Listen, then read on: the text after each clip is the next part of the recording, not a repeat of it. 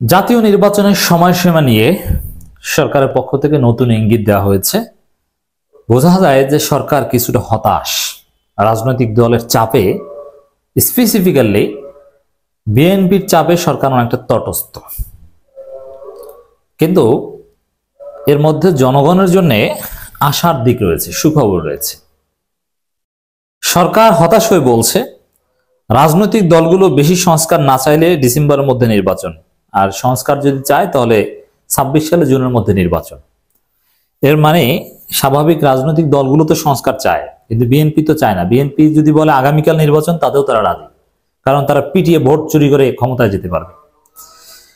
তো দর্শক, এই যে সরকার বললো যে আমরা তো চাই নির্বাচন কমপক্ষে 2028 সালে, অথবা 2-2.5 বছর পরে, অথবা 7 জানুয়ারি যে কথিত নির্বাচন হয়েছিল, এই নির্বাচনকে, এটা তো অবৈধ, কিন্তু পরবর্তী 5 বছর ধরলে যে হিসাব হয় ওই সময়ের মধ্যে বা ওই সময়টার কাছাকাছি নির্বাচন, আমাদের মত এটা। এর পক্ষে হাজারো যুক্তি দেখিয়েছে, কারণ আমরা সুষ্ঠু নির্বাচন যে ভোট দিতে চাই। রাষ্ট্র সংস্কার আগে ভোট হলে ওটা কোনো নির্বাচন হবে না। বিএনপি ভোট চুরি করে টাকিয়ে পিটিয়ে নিয়ে যাবে, ওরা নিশিরাতে নির্বাচন করবে, ওরা অর্থ দিয়ে মাসেলস পাওয়ার ব্যবহার করে ভোটারদের প্রভাবিত করবে এবং প্রতিপক্ষকে ঘায়েল করবে। এই জন্যে জাতীয় নির্বাচন হতে হলে রাষ্ট্র সংস্কার হতে হবে। তো দর্শক, সরকার যে বলল যে ঠিক আছে ডিসেম্বরের মধ্যে নির্বাচন, এটা হতাশার সুরে বলল। যেহেতু রাজনৈতিক দল, বিশেষ করে বিএনপি এবং তাদের 2-4টা আওয়ামীপন্থী মিত্র, তারা সরকারকে ব্যর্থ করার চেষ্টা করছে, সংস্কার কার্যক্রম ঠেকাতে চেষ্টা করছে। তারা বলছে যে সংস্কার করবে নির্বাচিত সরকার, সংস্কার হবে 31 দফার ভিত্তিতে, ডক্টর ইউনূসের সংস্কার করার অধিকার নেই। এই জন্য বলবো এটা আপাত দৃষ্টিতে এই যে সরকারের নরম কথা যে সংস্কার না চাইলে আমরা নির্বাচন দিয়ে চলে যাব, এই নরম কথা আমরা হতে দিব না। কারণ রাজনৈতিক দল যা চাইবে তাদের কথায় কান ধরে উঠবে না, বসবেন। এই কারণে আপনাদেরকে ডেকে ক্ষমতায় বসানো হয়েছে, ফ্রান্স থেকে ডেকে। শহীদদের রক্তের প্রতি আপনাদের কোনো দায়বদ্ধতা নেই? কোন প্রেক্ষাপটে আপনি ক্ষমতায় বসেছেন? বিএনপি বসিয়েছে আপনাদেরকে, এখন বিএনপির হুমকিতে ভয় পান না? প্রয়োজনে জরুরি অবস্থা জারি করতে হবে, তারপরও রাষ্ট্র সংস্কার করতে হবে এবং নির্বাচন দিতে হবে নির্বাচনের মতো, যাতে জনগণ ভোটাধিকার প্রয়োগ করতে পারে, বিএনপি পিটিয়ে যেন ভোট না কেড়ে নিতে পারে। অতএব এই কথা আমরা মানব না। 2-1 দুর্বল চিত্তের যদি কেউ থাকে সরকারে, আপনি বের হয়ে যান। প্রয়োজনে বিপ্লবী সরকার গঠন করে জরুরি অবস্থা জারি করে তারপরে রাষ্ট্র পরিচালনা করে সুষ্ঠু নির্বাচনের ব্যবস্থা করতেই হবে। দর্শক, যদি বাই চান্স এবছরের ডিসেম্বরের মধ্যেও নির্বাচন হয়, তার মধ্যেও সুখবর আছে। জামাত, শিবির, শিক্ষার্থী জনতার যে জোট হবে, সেই জোটেই দিন শেষে জিতবে। কিভাবে?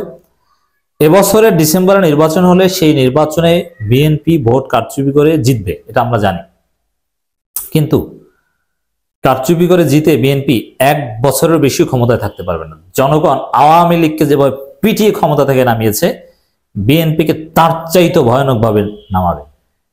কারণ আওয়ামী লীগ তো ভারতে পালাতে পেরেছে, ভারত জায়গা দিয়েছে, আর বিএনপিকে ভারত জায়গা দিবে না, ভারতে পালাতে পারবে না। অতএব দর্শক,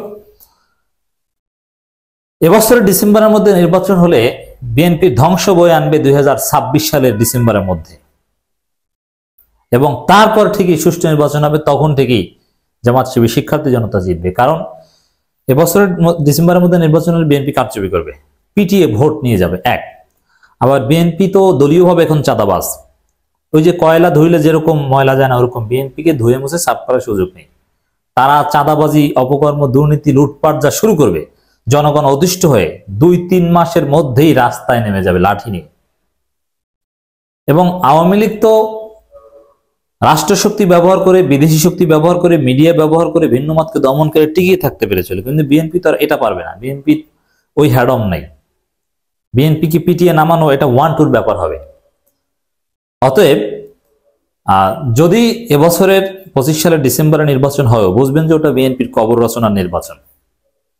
খুব শীঘ্রই আবার এদেশের জনগণের পক্ষের শক্তি, যারা দুর্নীতি করবে না, লুটপাট করবে না, চাঁদাবাজি করবে না, জনগণের কাছে যাদের জবাবদিহিতা থাকবে, তারা ক্ষমতায় আসবে। আর তারা হচ্ছে শিক্ষার্থী জনতার সম্ভাব্য দল এবং জামাত ইসলাম, ইসলামী ছাত্র শিবির।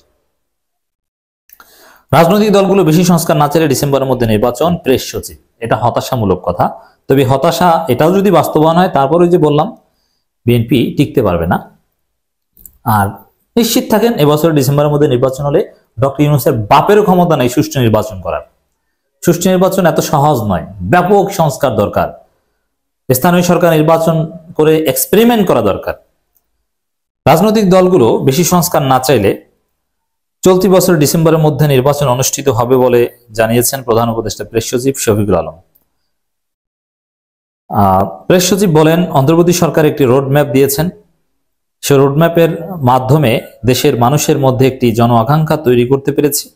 আমরা দুটি সময় বেঁধে দিয়েছি, যদি রাজনৈতিক দলগুলো বেশি সংস্কার না চায় তাহলে চলতি বছরের ডিসেম্বরের মধ্যে নির্বাচন করব। সংস্কার বেশি চাইলে আরো 6 মাস বেশি সময় দিতে হবে। দেখেন দর্শক, আমরা একটা কথা বলি যে doctor Yunus must rule the country. তাদের ডক্টর ইউনূসকে দেশকে শাসন করতে হবে। তিনি পরামর্শ নেবেন, কিন্তু তাদের কথায় চলে যাবেন, তারা রাজি হলে আসি, না হলে নাই। মানে এটা কোনো সিস্টেম, এটা কোনো রুলারের বৈশিষ্ট্য না। তাকে রুল করতে হবে, যেটা ন্যায়সঙ্গত সেটা করতে হবে।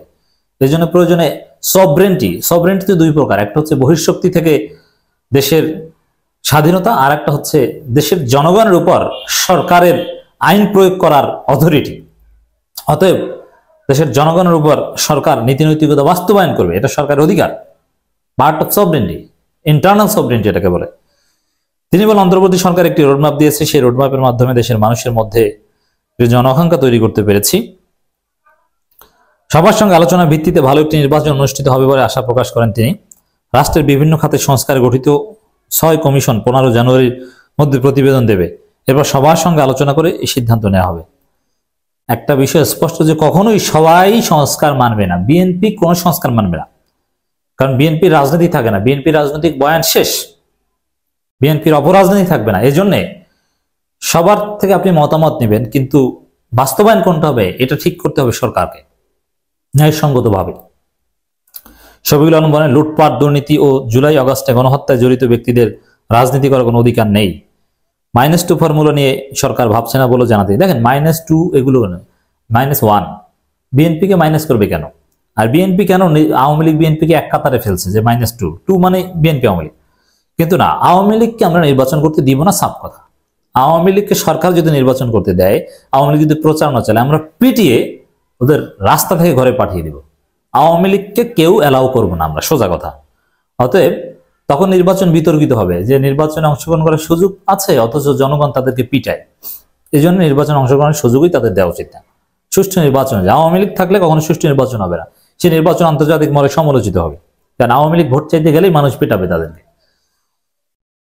বর্তমানে রিজার্ভ নিয়েও শফিকুল আলম কথা বলেন, দেশকে আমরা অনেক স্থিতিশীল মধ্য দিয়ে আসতে পেরেছি। অর্থনীতি যে গতিতে এগোচ্ছিল সেই হিসাবে বর্তমান রিজার্ভ থাকার কথা ছিল $20 বিলিয়ন, কিন্তু আছে $22 বিলিয়ন। সেই হিসাবে বলতে পারি আমরা ঘুরে দাঁড়িয়েছি। দেশ এগিয়ে যাচ্ছে ডক্টর ইউনূসের নেতৃত্বে। সংস্কার করতে হবে, রাজনৈতিক দলগুলোর এত ভয় পাওয়া যাবে না, আর বাড়াবাড়ি করলে জরুরি অবস্থা জারি করে জনগণের আকাঙ্ক্ষা পূরণ করতে হবে।